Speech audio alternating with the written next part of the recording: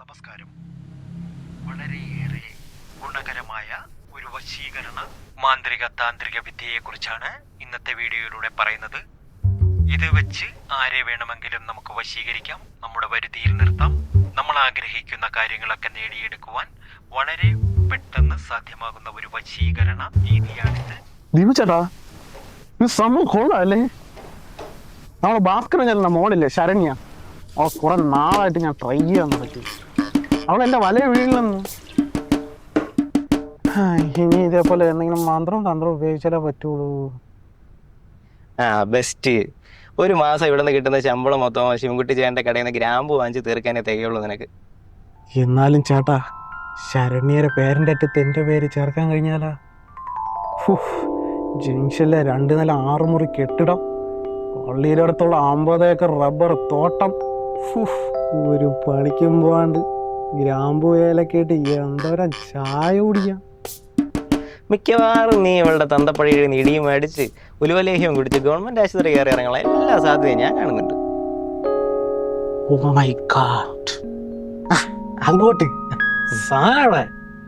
നീ പോയി ആ പാതി ഷട്ടം കടച്ച.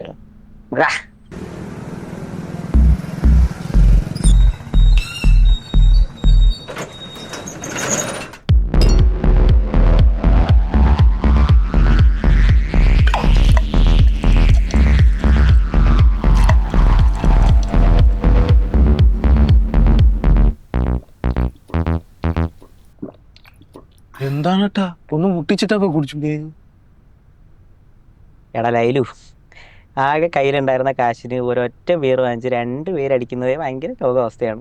അതിന്റെ കൂട്ടത്തിൽ ചേഴ്സ് കൂടെ പറയണമെന്നാണെങ്കിൽ ഭയങ്കര ദാരിദ്ര്യമാണ്. നീ അടിക്ക്. അതും ശരിയാണ്. ആടാ, പിന്നെ 1 മാസം മുമ്പ് വരെയൊക്കെ ഒരു പെങ്കൊച്ചുമായിട്ടൊക്കെ ഇഷ്ടത്തിലൊക്കെ ആയിരുന്നല്ലോ. ജ്യോതി. ഇപ്പൊ എന്ത് പറ്റി? ഇളിഞ്ചാറ്റൊന്നും ഇല്ല. സത്യം പറഞ്ഞു കഴിഞ്ഞാൽ ഞാൻ ഒരു ടൈം പാസ് നോക്കിയത്. ഒരു പോയിന്റ് കഴിഞ്ഞപ്പം അവളെ ഞാൻ ഇഷ്ടപ്പെട്ടു പോയി. അവക്ക് എന്നെ ഇഷ്ടമായിരുന്നു.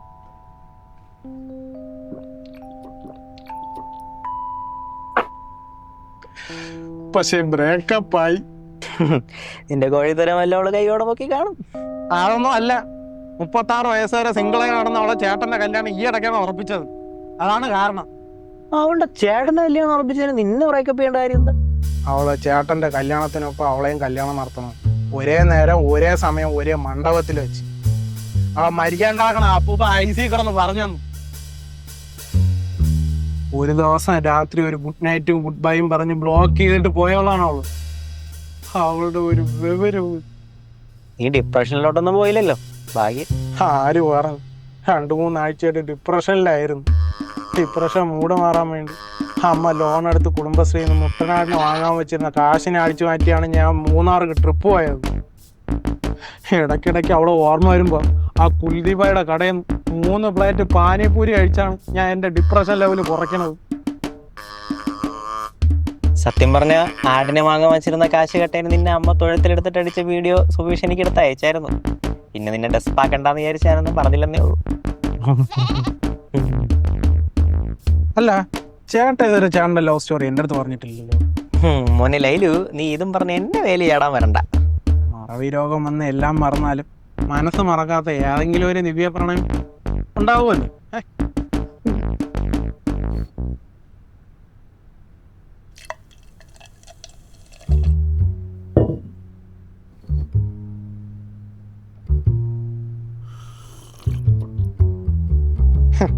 ചേട്ടനെ കണ്ടാ അറിയാം ചേട്ടൻ്റെ ഹൃദയത്തിലെ ഒരു കറുത്ത പ്രണയത്തിന്റെ ശിലാസ്മാരകം ഒളിഞ്ഞടക്കണുണ്ട്.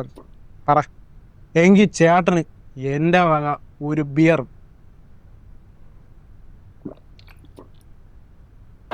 അങ്ങനെ വലിയ പ്രണയമൊന്നും എനിക്ക് ഉണ്ടായിട്ടില്ല. വലുതായാലും ചെറുതായാലും പ്രണയം പ്രണയമല്ല ചേട്ടാ. ചേട്ടാ പറ.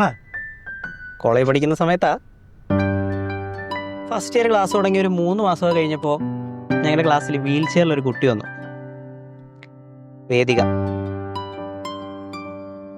അവൾക്കെന്തോ ആക്സിഡൻ്റ് ഒക്കെ പറ്റിയ ഓപ്പറേഷനൊക്കെ കഴിഞ്ഞിട്ട് നിൽക്കുന്നൊരു സമയമായിരുന്നു.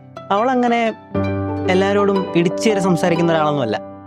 പക്ഷേ ഞാൻ കാണുമ്പോഴൊക്കെ ആളുടേതായിട്ടുള്ളൊരു സ്പേസിൽ ഭയങ്കര സന്തോഷമായിട്ടിരിക്കുന്നതേ കണ്ടിട്ടുള്ളൂ. ഫസ്റ്റ് ഇയർ കഴിഞ്ഞ് സെക്കൻഡ് ഇയർ ക്ലാസ് തുടങ്ങുന്ന സമയത്താണ് ഒരു ദിവസം ക്ലാസ്സിലേക്ക് പോകുമ്പോൾ ഇവളറിയാതെ വന്നിട്ട് തോളിലിടിച്ചു. എടാ എൻ്റെ ഷർട്ടിൽ കുടുങ്ങിയ മുടി അവൾ അഴിച്ചെടുക്കുന്ന അത്രയും നേരം ഞാൻ അവളെ കണ്ണിൽ വിടാണ്ട് നോക്കിയിരിക്കായിരുന്നു. അന്നേരം ശരിക്കും അവളുടെ മുഖം എൻ്റെ മനസ്സിൽ പഞ്ഞടാ.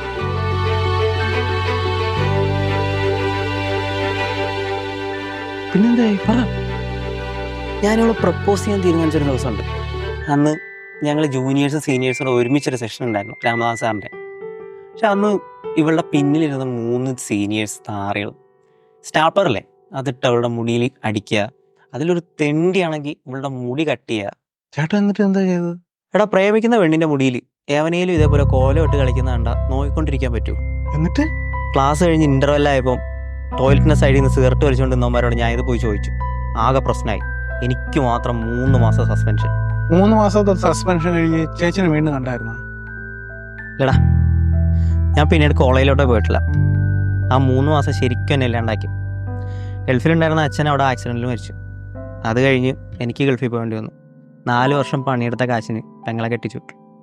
പിന്നെ തിരിച്ച് നാട്ടിൽ വന്നു.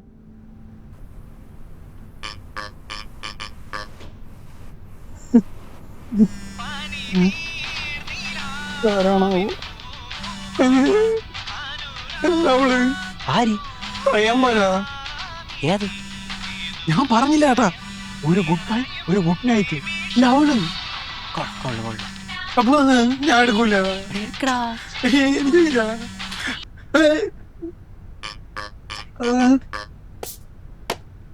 ഹലോ,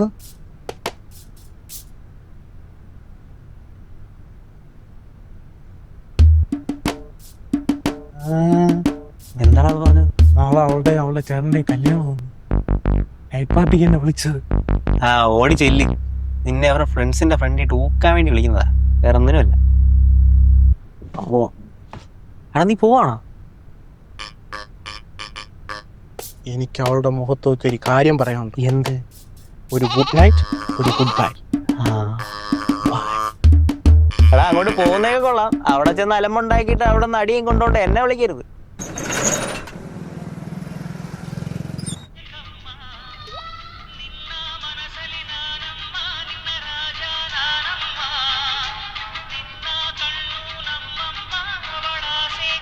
ചേട്ടാ ഇതിനേക്കാളും വേറെ മറ്റേ തൊള്ളാറ് മുന്നും തൊള്ളയിലും വിജയുടെ പെർഫോമൻസ് അല്ലേ അല്ലേ? ഏതാടാ നീ? ചേട്ടാ ഞാൻ സോനു. അർജുൻ ചേട്ടൻ മുടി വെള്ളായിരുന്നേ. ഇന്ന് കടയില്ല. അതിന് തിങ്കളാഴ്ച എവിടെ ചേട്ടാ അവധി? 12 മണിയായി. ചൊവ്വ. അത് ചേട്ടാ അങ്ങനെയൊന്നും പറയല്ലേ. ടൗണിലെ എല്ലാ കടകളും അടച്ചിട്ടേക്കാണ്. ഭാഗ്യത്തിനായി ഈ വഴി വന്നപ്പോ ചേട്ടൻ്റെ കട തുറന്നേക്കണ കണ്ടത്, അതുകൊണ്ട് കയറിയതാണ്. അർജുൻ ചേട്ടൻ മുടി വെട്ടിയേ പറ്റത്തില്ല, അല്ലെങ്കിൽ ഒരു ജീവിതം തന്നെ കൊന്നാട്ടായി പോകും. ഇന്നിപ്പോ എന്തായാലും പറ്റത്തില്ല. നീ പോയിട്ട് ബുധനാഴ്ച രാവിലെ ആവും. നിന്നെ വെട്ടി സുന്ദരനാക്കി തരാം. ഇപ്പൊ പോകും. അയ്യോ ചേട്ടാ എനിക്കല്ല, ചേച്ചിക്കാ.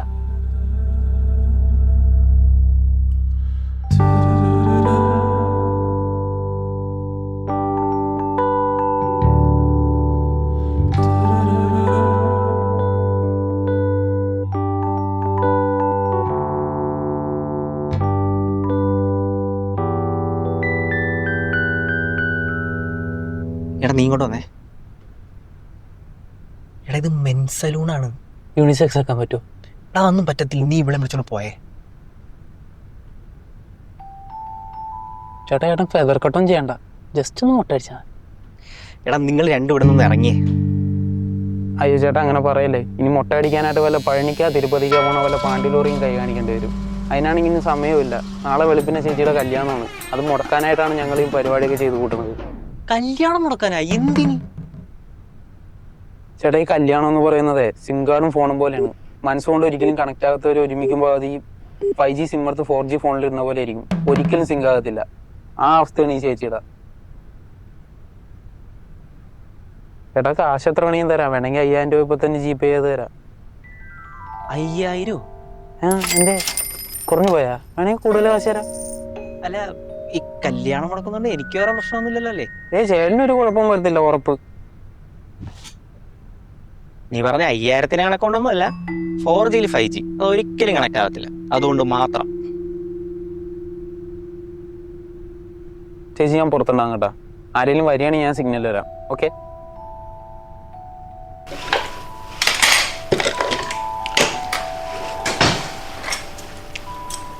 തളരാതെ മനസ്സ് തനിയെ നീ വരെ, തളരാതെ മനസ്സ് തനിയെ നീ വരെ.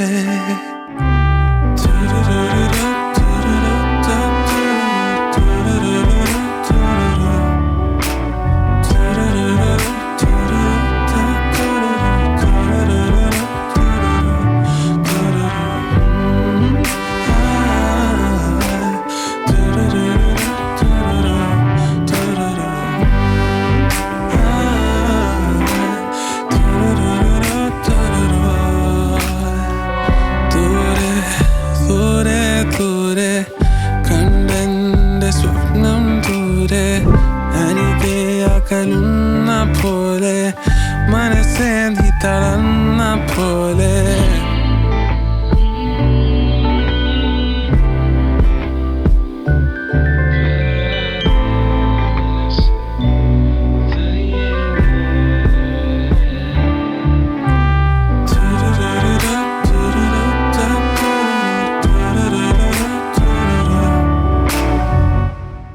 ദീപു അല്ലേ? ANS കോളേജിൽ നമ്മൾ ഒരേ ക്ലാസ്സിലായിരുന്നു. ആ. അന്ന് കോളേജിൽ ചെറിയൊരു അടിപിടിയൊക്കെ ആയപ്പോൾ സസ്പെൻഷൻ ആയില്ലേ? അല്ല, ഞാൻ വേറൊന്നും കൊണ്ട് ചോദിച്ചതല്ല, പിന്നെ കോളേജിലേക്ക് കണ്ടില്ല, അതുകൊണ്ടാ. അത് പിന്നെ പിന്നീട് ലൈഫിലുണ്ടായ കുറച്ച് സിറ്റുവേഷൻസ് കാരണം സ്റ്റഡീസ് കണ്ടിന്യൂ ചെയ്യാൻ പറ്റിയിട്ടില്ല.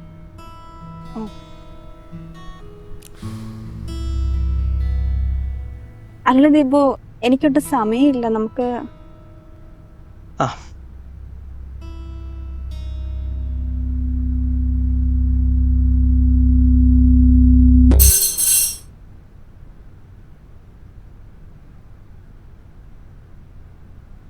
എടോ എന്ത് പറ്റി?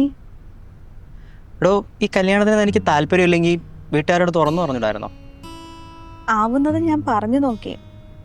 പിന്നെ ഏതവസ്ഥയിലും കൂടെ ഉണ്ടാവുമെന്ന് ഞാൻ വിശ്വസിച്ചവരാരും 1% പോലും എന്നെ മനസ്സിലാക്കാൻ എഫേർട്ട് ഇട്ടില്ല.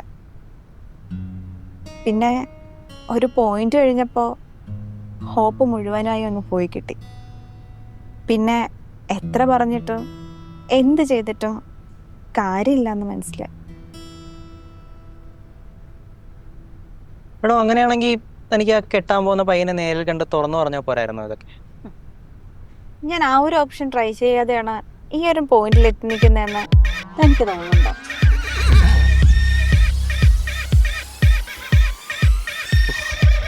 എടാ, നിന്റെ അടുത്ത് ബാഹുബലിയിൽ പ്രഭാസ് മാസായിട്ട് വരുന്ന കുതിര കൊണ്ടുവരാനല്ലേ പറഞ്ഞത്? എന്തുവാടേ ഇത്? ചേട്ടൻ തന്ന പൈസക്ക് കുതിരയിൽ ആടാൻ പോലും കിട്ടൂല. ഇതേ കിട്ടിയത് ഭാഗ്യം. ഒരു മിനിറ്റ്, എന്നെ ഒന്ന് പിടിച്ചിറക്കണം.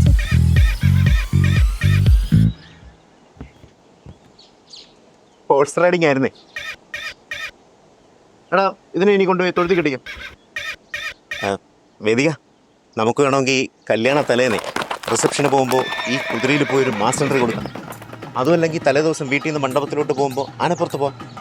അതുമല്ലെങ്കിൽ നമുക്ക് തിരിച്ച് മണ്ഡപത്തിൽ നിന്ന് വീട്ടിലോട്ട് വരുമ്പം അതൊക്കെ പുറത്തുനിന്ന് വരാം. എങ്ങനെയുണ്ട്? വെറൈറ്റി അല്ലേ? അല്ല, വേദികയ്ക്ക് എന്തോ സീരിയസ് ആയിട്ട് പറയാനുണ്ടെന്ന് പറഞ്ഞു. ഇവിടെ നിന്ന് സംസാരിക്കാൻ ബുദ്ധിമുട്ടായിരിക്കും അല്ലേ? നമുക്ക് പ്രൈവസി ആയിട്ട് കുറച്ചും കൂടെ മാറി സംസാരിക്കാം.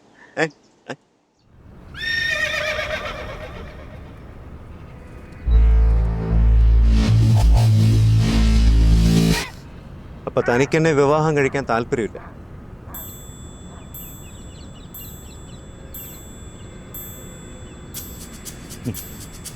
ഞാനിപ്പോൾ എന്താ പറയാ? ഞാൻ ഒരു സത്യം പറയാം.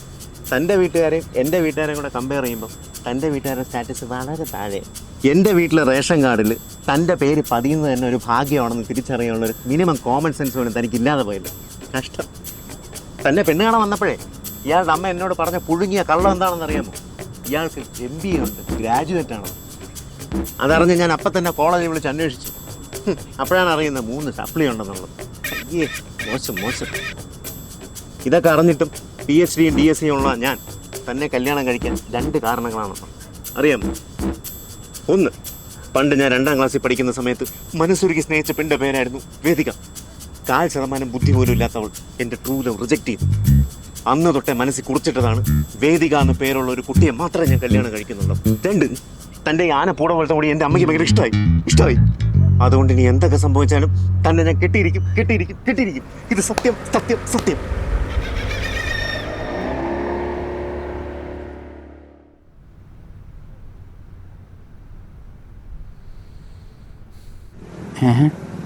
ഷിറ്റ്,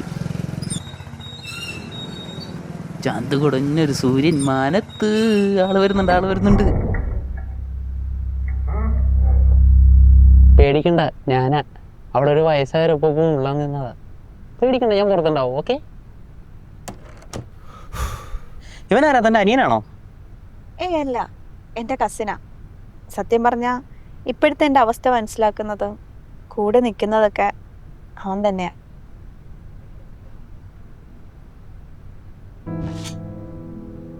എടോ, താനീ കല്യാണം മുടക്കാൻ നോക്കുന്നതിന്റെ കാരണം മറ്റൊരാളുള്ള പ്രണയമല്ലേ?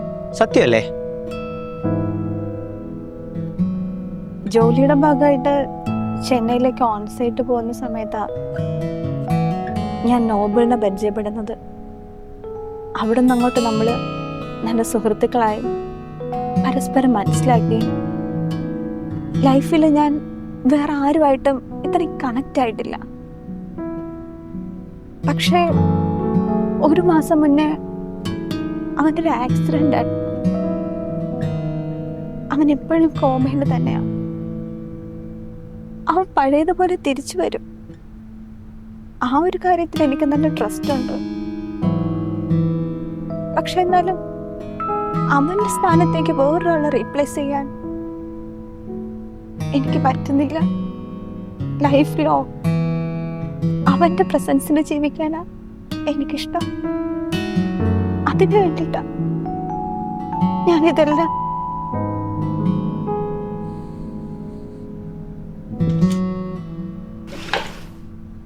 നാളെ എന്തായാലും ഈ മുടിയില്ലാത്ത കോലത്തില് എന്നെ ആരും കെട്ടാൻ പോകുന്നില്ല.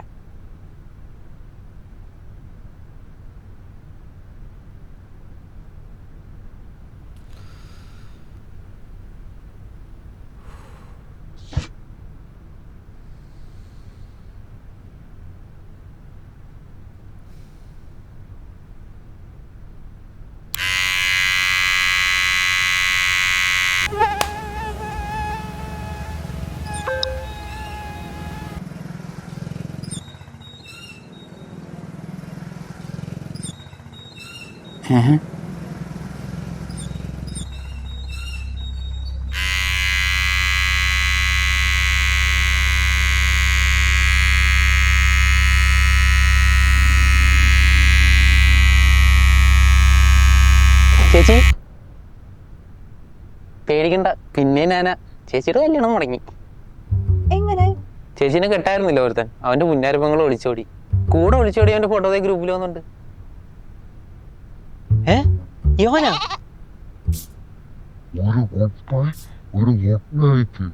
എന്താ സംഭവം? അതെ, നാളെ എന്നെ കല്യാണം കഴിക്കാനുള്ള ചെക്കനില്ലേ, പുള്ളിക്കാരൻ അനിയത്തിയുടെ കല്യാണം നമ്മുടെ അതേ മുഹൂർത്തത്തിൽ നടത്താനായിരുന്നു തീരുമാനിച്ചിരുന്നത്. അതെ, പുള്ളിക്കാരന്റെ പെങ്ങൾ മിസ്ത്രയാമ്പക ഈ ഫോട്ടോയിൽ കാണുന്ന പയ്യന്റെ കൂടെ ഒളിച്ചോടി. അങ്ങനെ കല്യാണവും മുടങ്ങി. ചേച്ചി, അപ്പൊ നമുക്ക് തിരിച്ചു വിട്ടാലാ? ഇനി വൈകി ശരിയാകത്തില്ല.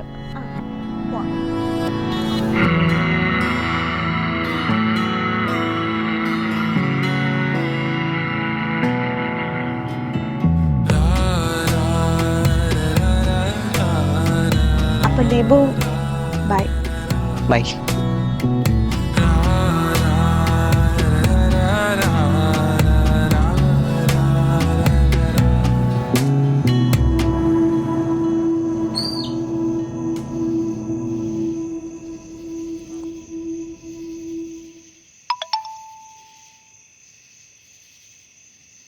ചേട്ടാ, ഒരു അൺഎക്സ്പെക്റ്റഡ് സാഹചര്യത്തിൽ എനിക്ക് ഇത്രയും പേരാ ജ്യോതിയായിട്ട് ഒളിച്ചോടേണ്ടി വന്നു. ചേട്ടൻ എന്നെ ഒന്ന് സഹായിക്കണം. നാളെ രാവിലെ 11 മണിക്ക് തൊപ്രോങ്കോട്ട് അമ്പലത്തിൽ ഓരോ ജോഡി ബൊക്കയും ഹാരവും ഒരു താലിമാല കയറുമായിട്ട് ചേട്ടൻ വരണം. നമ്മൾ അവിടെ കാണും. ഓക്കെ ചേട്ടാ, ഗുഡ് നൈറ്റ്, ഗുഡ് ബൈ.